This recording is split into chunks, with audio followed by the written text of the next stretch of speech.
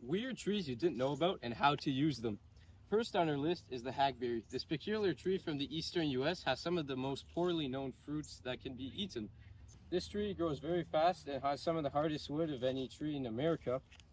The second tree on our list is the black walnut. This is a very tall tree with hardwood and long leaves that grows in eastern and central North America.